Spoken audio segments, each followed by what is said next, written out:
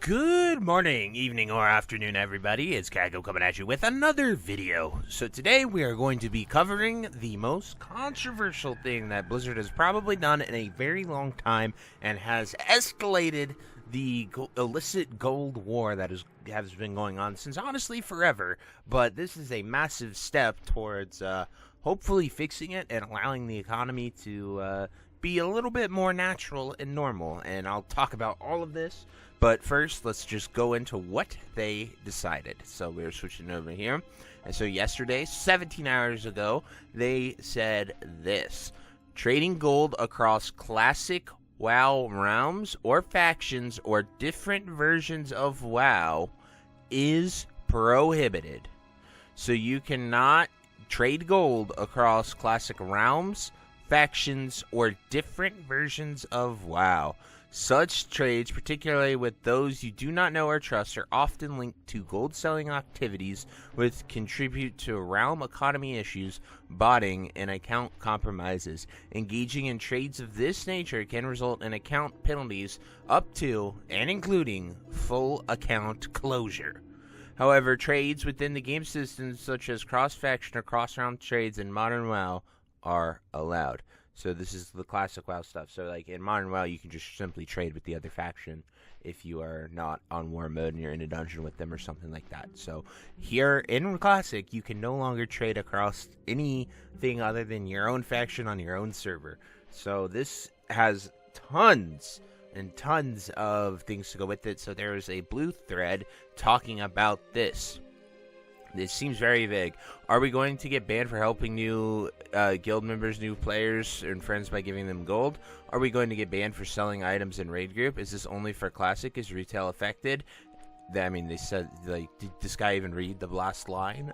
But this is this only to other people, or can people trade gold to themselves on different licenses or BNet accounts if they multi-box? So, yeah, so it is in the article. I think you added a for. No, this isn't against policy to give gold to another player or to receive it. Nothing has changed here. There are gifts that aren't so legitimate, though, which has always been against policy. So they probably look at it and see if your account, like, probably a certain threshold, like, oh, hey, I'm going to give you 100,000 gold on Classic WoW for a gift. Like, no one does that. That's an insane amount. So I'd imagine that flags it, something like that. Are we going to get banned for selling items in raid groups? Assuming it isn't on this isn't on GDK versions where that practice is prohibited, there shouldn't be an issue. Both were applicable. So I guess people trading retail gold for classic gold is gone. That's the only time where retail would be affected. And then, yeah, this one was that's already done. So it says, okay, so then we keep going. So for this one, okay, trade gold with a friend on another realm. We would just need to be on the same round as our friend versus if I wanted to give some gold to an IRL friend who plays, then I need to make a character on their realm first and obviously their faction, or would that be considered circumventing the restriction? I'm not really sure what this person's asking. Yeah, you can trade with your friend, I guess. So then this one is how you differentiate that, like, I won't be messaging my friend in game to give him gold that he needs to buy sockets or something for PvP. I'd be doing that over Discord. He's in a separate guild server faction. By how it's written, we'd be punished for this, and then we'd be punished for this just due to the lack of being able to tell, even if he buys the items that are for a legitimate reason.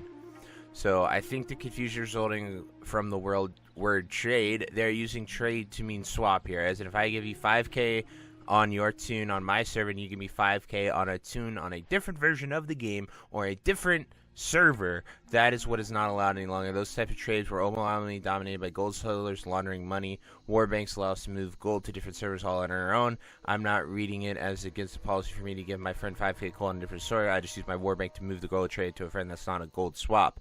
Using an intermediary to move the gold to a different server is not necessary anymore thanks to war banks, and there's no legitimate use for that anymore. So that is actually really, yeah, like that is a great point for people on retail.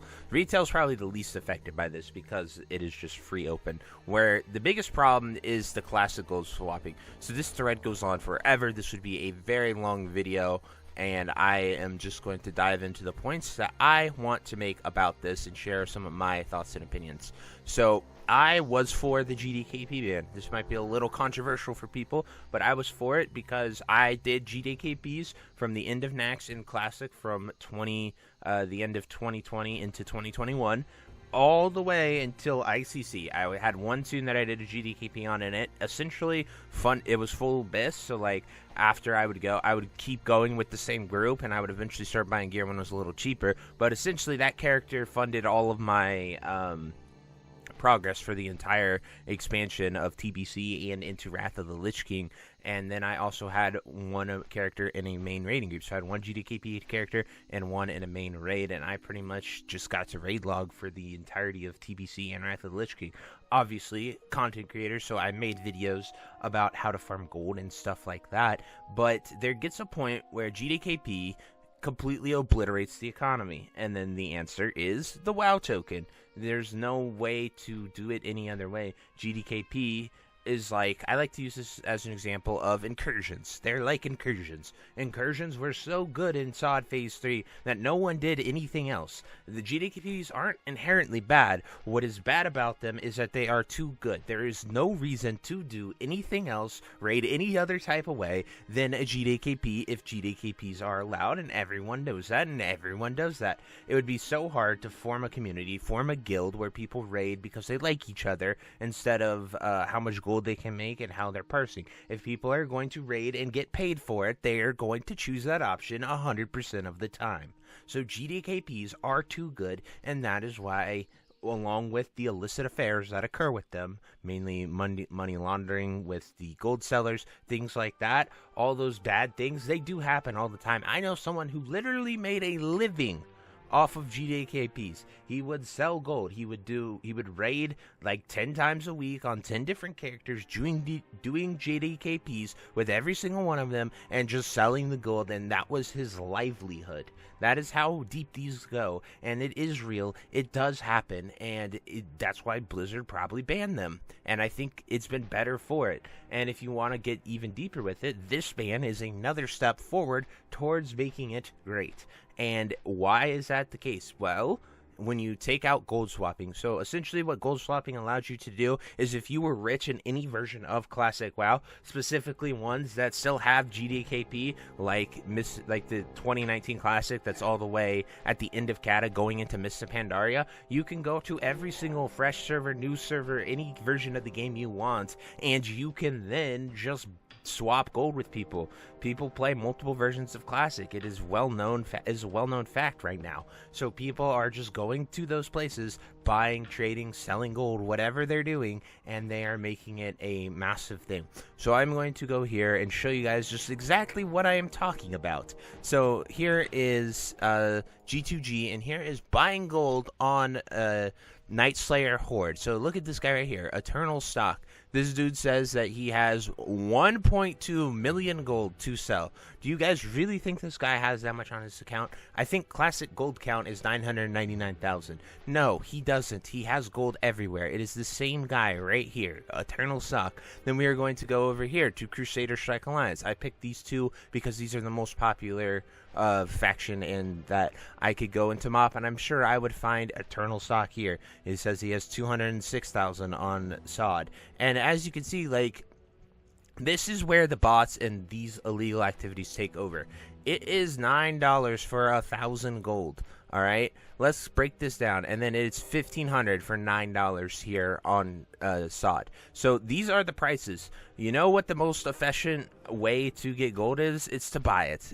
There's no farm in the game, so let's break it down per hour. There's no farm in the game, especially in SOD. You might be able to get 1,500 in an hour with some really good luck or some new methods, but on Night Slayer, on the normal classic era version, there's no shot you are going to be able to get 1,000 gold in 1 hour. So we have 1,000 gold per hour, and that breaks it down to $9.10 per hour. So guys who are adults, people who have real jobs and are playing the game, do you make more than $9.10 an hour? You do? Good. Then it is worth it for you to buy gold. There's nothing in the game that you can farm that makes this worth. And I hate saying that, and I hate the fact that I have to say this, but it is a straight up fact. So that devalues your time, it devalues playing the game, and it obliterates it. And by banning gold swapping, and GDKP, you are essentially making the economies as organic as possible. They lose access to their main way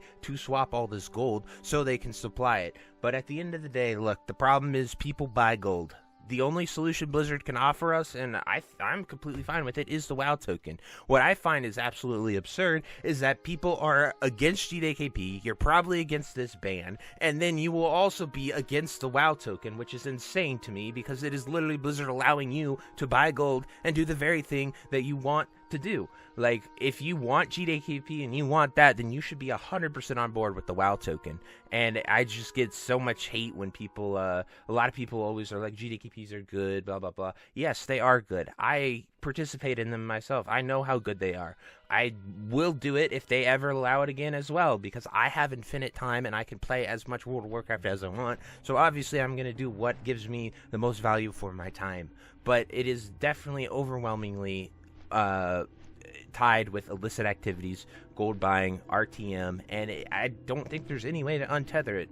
So I'm glad that we are escalating this war to the next level. I hope Blizzard bans even more things, and the next thing is crack down on its bots. If they can crack down on bots even harder, I think we are going to see economies improve vastly. Another change that they even did was changing Black Lotus completely. That was insane. Like, you would spend the $9 to go and raid just to buy consumes every week. That's how bad it was. And that is mainly because of gold swapping, I think. You can infinitely bring any gold from anywhere if you played WoW anytime in the 5 years and have a nice little stockpile. A lot of my friends in the higher-end guilds were trading. Like, they wouldn't farm gold on the new fresh launch. They would literally just trade all their gold 2 weeks in from a different version of the game. And it was mainly Cataclysm. People would just trade Cataclysm with a bunch of things. So I think a lot of people are probably going to disagree with me. A lot of people are probably going to be mad. But I would love to hear why you disagree or agree with me. These are my points. These are my thoughts. And time will tell if this change is good for the game. I really think it is. I think it'll make prices better on servers, and I think it'll value people's time to go out there and actually farm gold for once, especially if we get a new fresh launch server. The damage is already done for all the other ones. Like, there's no going back. The economies are completely bricked, and it'll probably never be worth your time. But there is hope that in the future, when we get a new whatever's next, that we might see something good. But anyway, those are my thoughts, and I truly hope you enjoyed this video. And until next time, I'll see you later. Have a great day. Bye-bye. Hey you. Yes you. Are you still there? Well, I appreciate you for taking the time to watch this entire video and making it to the end here. If you enjoyed this video, definitely check out the other videos about World of Warcraft listed in these playlists down below. And thank you again. Have a great day. Bye-bye.